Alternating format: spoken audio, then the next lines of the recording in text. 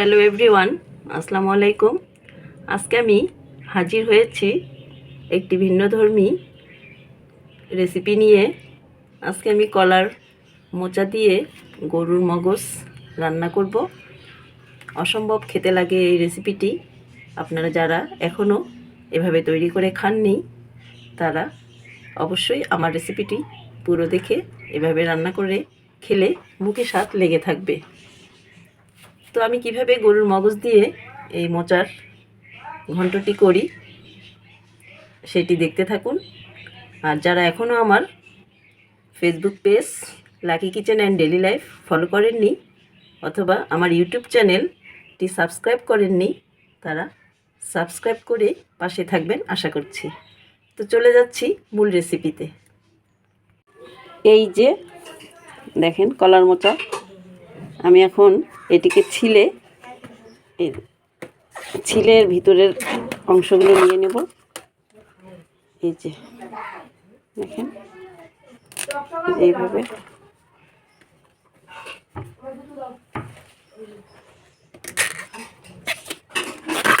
এই যে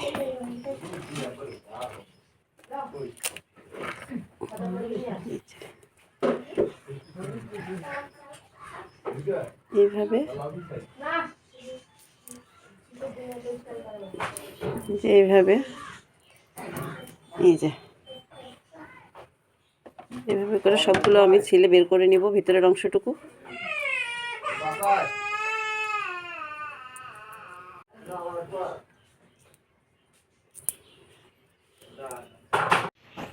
এই যে আমি কলার মোচা থেকে এভাবে সবগুলো ফুল বের করে নিয়েছি। এখন আমি এগুলোকে পরিষ্কার করে ধুয়ে ছেঁকে নেব। কলার মোচাগুলো আমি ধুয়ে নিয়েছি ফুলগুলো। এখন এই যে গরম পানিতে দিয়ে এগুলো একটু সিদ্ধ করে নেব। লবণ, একটু হলুদ গুঁড়ো,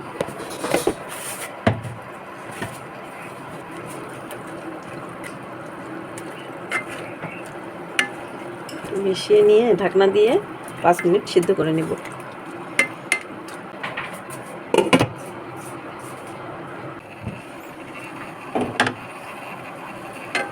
ফিরে এলাম 5 মিনিট পরে।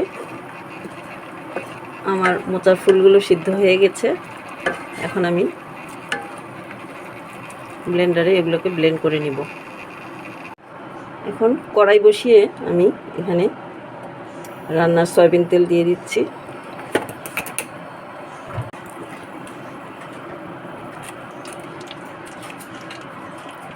ফোড়নের জন্য শুকনো মরিচ ভেঙে দিলাম।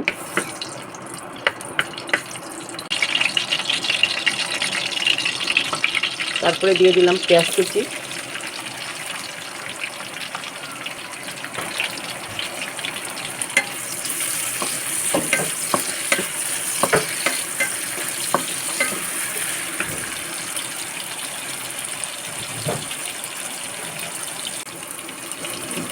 আজকে মোচার ঘন্টটি আমি এই যে মগজ দিয়ে রান্না করব।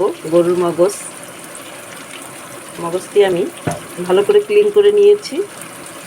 এখন আমি এটি রান্না করব।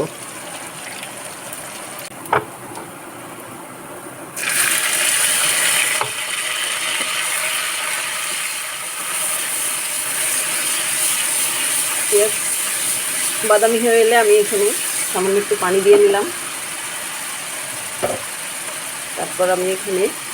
তারপরে দিয়ে দেব আদা বাটা 1 চামচ করে, রসুন বাটা 1 চামচ,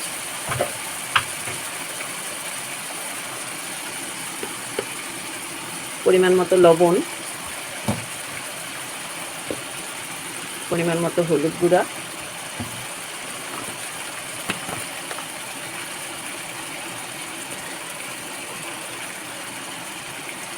শুকনো মরিচ গুঁড়া স্বাদ মতো, সব কিছু ভালো করে মিশিয়ে নেব।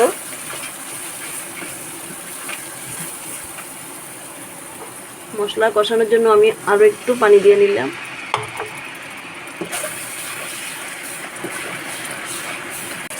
মশলা কষানো হয়ে গেলে আমি এর মধ্যে দিয়ে দিচ্ছি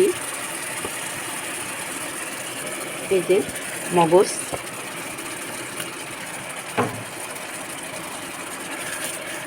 দিয়ে আমি ভালো করে কষিয়ে নিব।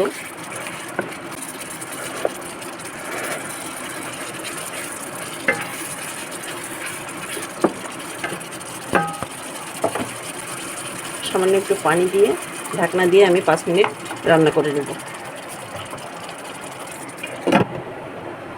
ফিরে আসছি 5 মিনিট পরে। ফিরে এলাম 5 মিনিট পরে।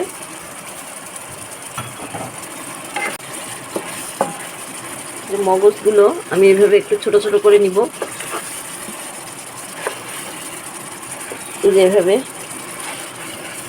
এভাবে টুকরো করে নিব কড়াইয়ের মধ্যেই।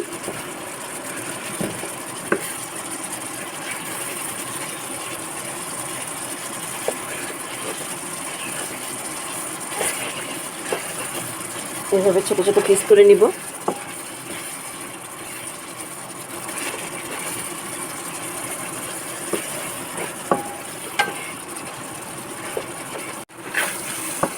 মগজ কষানো হয়ে গেছে। আমি এখন মগজের টুকরোগুলো তুলে নেব। মগজের টুকরোগুলো তুলে নিয়ে আমি এই যে ব্লেন্ডারে মোচা ঘন্ট করে রেখেছিলাম, ব্লেন্ড করে রেখেছিলাম, সেগুলো দিয়ে দিচ্ছি।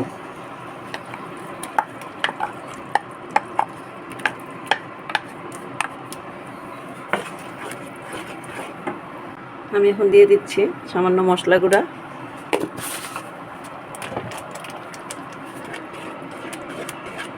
তারপর 5 মিনিট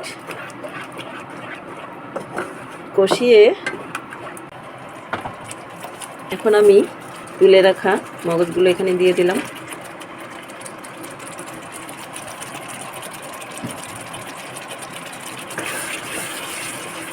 তারপর আরও 2 মিনিট কষিয়ে একটু রান্না করে নিলেই আমার মজাদার এই তরকারিটি হয়ে যাবে। তো আমি আবারও বলছি, আপনারা যারা মোচা এভাবে রান্না করে খাননি একবার ট্রাই করে দেখবেন। যে তেল উপরে ভেসে উঠেছে আপনারা দেখতে পাচ্ছেন। কাজে আমার রান্নাটা একেবারে শেষের দিকে, নামানোর আগে আমি সামান্য গরম মশলা গুঁড়া দিয়ে নামিয়ে নেব।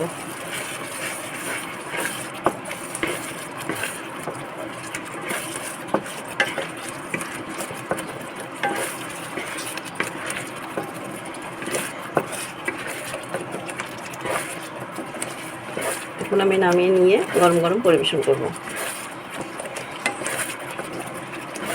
কলার মোচার পুষ্টিগুণ আপনারা হয়তো সবাই জানেন,